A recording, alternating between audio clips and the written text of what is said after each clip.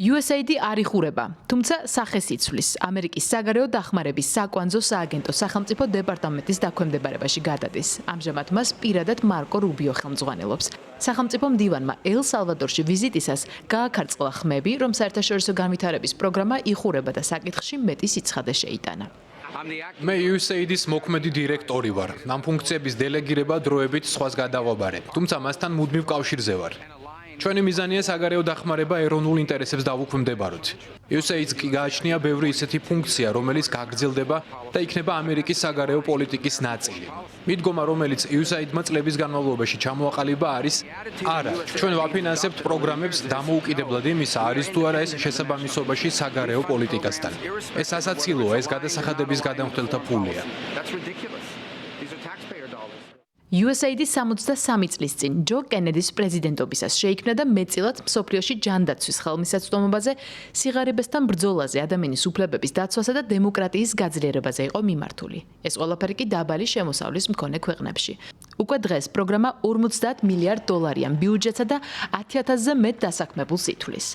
მას შემდეგ, რაც USAID-ის თანამშრომლებს საკუთარ მეილებზე წვდომა შეუჩერდათ, ოფისებში არ შეუშვეს და პროგრამის საიტებიც გაითიშა, ნაწილმა პროტესტს მიმართა. თეთრი სახლის ახალი ადმინისტრაციის მიდგომები გააპროტესტეს აქტივისტებმა და დემოკრატმა კანონმდებლებმაც. მათთვის ეს უკანონო და ანტიკონსტიტუციური გადაწყვეტილებაა. განსაკუთრებულ საფრთხეს კი ისინი ილონ მასკში ხედავენ, რომელიც მანამდე USAID-ის დახურვას აანონსებდა და მას კრიმინალურ ორგანიზაციად ახასიათებდა. დონალდ ტრამპმა და მისმა მილიარდერმა მეგობარმა ილონ მასკმა დააყაჩაღეს ამერიკის შეერთებული შტატების მთავრობის კრიტიკულად მნიშვნელოვანი სააგენტო. მასკის უწყებამ USAID-ის თანამშრომლებს ოფისები ჩაუკეტა და მიიღო წვდომა კლასიფიცირებულ ინფორმაციაზე. გაწმინდეს სააგენტო მისი მიუკერძოებელი ლიდერებისგან და ჩააგდეს ის ქაოსში, თანამშრომლების შეურაცხყოფისა და შევიწროების კამპანიით. ამასთან ტრამპმა გაყინა საკვანძო საგარეო დახმარება, რაც აზარალებს ჩვენს ეროვნულ ინტერესს და ათასობით ბავშვს მსოფლიოში მომენტალური რისკის ქვეშ აყენებს. შიმშილის, დაავადებებისა და სიკვდილის წინაშე. მე ვცხოვრობდი დევნილთა ბანაკში, როგორც სხვა 4 წლის ბავშვები სამოქალაქო ომის დროს. USAID-ის პროგრამამ მე და ჩემი ოჯახი გადაგვარჩინა. ეს არის რესურსი, რომელსაც უამრავი ადამიანი მსოფლიოში ეყრდნობა და დიახ, ეს ჩვენი რბილი ბრძოლაა.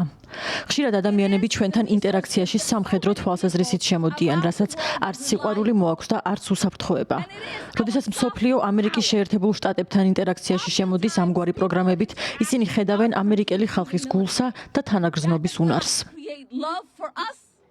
გასულ წელს USAID-ის სხვადასხვა ინიციატივით ამერიკის შეერთებულმა შტატებმა 209 ქვეყანას 71,9 მილიარდი დოლარით დაეხმარა. მათგან 100 მილიონი დოლარი აფრიკის 17 ქვეყანას ჯანდაცვის პროგრამებისთვის გამოიყო.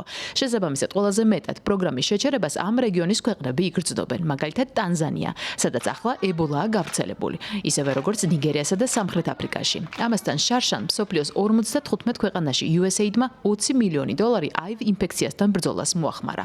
მათი პროგრამები მიმართული იყო ტუბერკულოზისა და პანდემიის საფრთხეების ირგვლივ, ასევე დედისა და ბავშვის ჯანმრთელობაზე, კვებაზე, წყლის სანიტარიაზე და ასე შემდეგ. სწორედ ამიტომაა, რომ ამერიკის შეერთებული შტატების პრეზიდენტი თავად USAID-ის შინაარს იწონებს. პრობლემას კი სხვა რამეში ხედავს, კერძოდ ხარჯების არარელევანტურობაში. მე მიყვარს USAID-ის კონცეფცია, თუმცა ისინი რადიკალი მემარცხენე შეშლილები გამოდგნენ. კონცეფცია კარგია, მაგრამ ხალხშია პრობლემა. ჩვენ უბრალოდ გსურს გავაკეთოთ სწორი რამ. ეს ისაა, რაც დიდი ხნის წინ უნდა გაკეთებულიყო. ამ ყველაფერმა ბაიდენის ადმინისტრაციის დროს სიგიჟეს მიაღწია. ისინი სრულად გაგიჟდნენ იმით, რასაც აკეთებდნენ, რა თანხებსაც გასცემდნენ ხალხზე, რომლებსაც ის სახსრები არ უნდა მიეღოთ. ეს იყო სირცხვილი, ეს იყო უდიდესი თაღლითობა.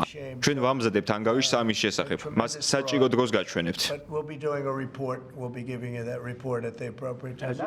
ვიდრე დონალდ ტრამპი და მთავრობის ეფექტიანობის სააგენტო USAID-ის არარელევანტურ ხარჯებს დაითვლის და პროგრამას განაახლებს, ის მინიმუმ 3 თვითაა შეჩერებული. ეს ეხება ამერიკის შეერთებული შტატების სხვა საგარეო დახმარების პროექტებსაც.